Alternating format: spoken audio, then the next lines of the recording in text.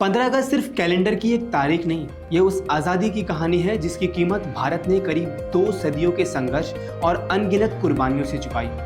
अंग्रेजों का भारत में प्रभाव ईस्ट इंडिया कंपनी के जरिए बढ़ा। 1757 का प्लासी युद्ध और 1764 का बक्सर युद्ध अंग्रेजी सत्ता के विस्तार के निर्णायक पड़ाव बने। इसके बाद मैसूर, मराठों और सिखों ने भी अंग्रेजी विस्तार का विरोध किया। टीपू सुल्तान के मैसूर संघर्ष, एंग्लो मराठा वॉर और एंग्लो सिख वॉर के बाद बड़े संघर्ष हुए।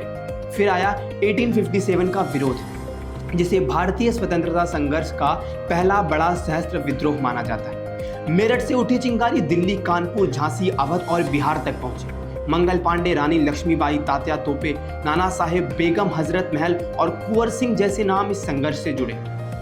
1857 असफल जरूर हुआ, लेकिन अंग्रेजी शासन के खिलाफ प्रतिशोध की आग बुझी नहीं। 20वीं सदी में आंदोलन का स्वरूप बदला। 1919 जलियांवाला बाग हत्याकांड, 1920 असहयोग आंदोलन, 1930 दांडी मार्च और सविनय अवज्ञा आंदोलन। इस दौर में क्रांतिकारी आंदोलन भी तेज हुआ। भगत सिंह, राजगुरु, सुखदेव, चंद्रशेखर आजाद जैसे क्रांतिकारियों ने अंग्रेजी हुकूमत को खुली चुनौती दी। चंद्रशेखर आजाद ने प्रण लिया था कि वे आजाद रहेंगे और आजाद ही मरेंगे। 27 फरवरी 1931 को इलाहाबाद के अल्फ्रेड पार्क में उन्होंने आखिरी सांस तक अंग्रेजों से मुकाबला किया और खुद को अंग्रेजों के हाथों गिरफ्तार होने से बचाने के लिए अपना जीवन देश के नाम कर दिया। फिर आया 1942 का भारत छोड़ो आंदोलन। महात्मा गांधी का नारा था, करो या मरो। दूसरी ओर नेताजी सुभाष चंद्र बोस और आजाद हिंद फौज ने सहस्त्र संघर्ष का रास्ता अपनाया। इम्फाल और कोहिमा के मोर्चों पर भी लड़ाई हुई, लेकिन आज़ादी की इस कहानी का एक दर्दनाक अध्याय भी है। 1947 में देश आज़ाद हुआ, लेकिन इसके साथ भारत का विभाजन भी हुआ। जिस भूभाग के सदियों से साझा इतिहास, संस्कृति और सभ्यताओं ने जोड़ा था, वह राजनीतिक फैसलों के बीच भारत और पाकिस्तान में पड़ गया। अखंड भारत का सपना देखने वाले करोड़ों लोगों के लिए यह सिर्फ सीमाओं का बंटवारा नहीं था, ये घरों, परिवारों और रिश्तों का बंटवारा भी था।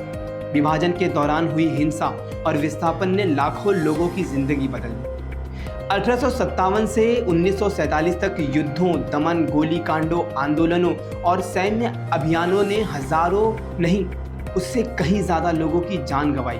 भारत ने कई सपूत खो दिए, लेकिन 15 अगस्त 1947 को करीब 200 साल के अंग्रेजों के शासन का अंत हुआ। तिरंगा स्वतंत्र भारत के आकाश में शान से लहराया। यह आज़ादी हमें विरासत में नहीं मिली थी, हमने लाखों भारतीयों का संघर्ष देखा है, त्याग देखा, बलिदान देखा और उसके बाद जाके ये तिरंगा लहराया है। तो सिर्फ जब भी आप तिरंगा लहराएं तो सिर्फ गर्व करें, और गर्व करते करते उनकी कुर्बानियों को याद करें, उन क्रांतिकारियों को याद करें जिन्होंने हंसते हंसते अपने प्राण न्यौछावर कर दिए।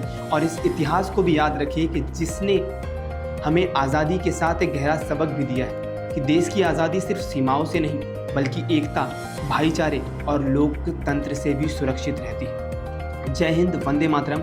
आप सभी को स्वतंत्रता दिवस की ढेर सारी शुभकामनाएं।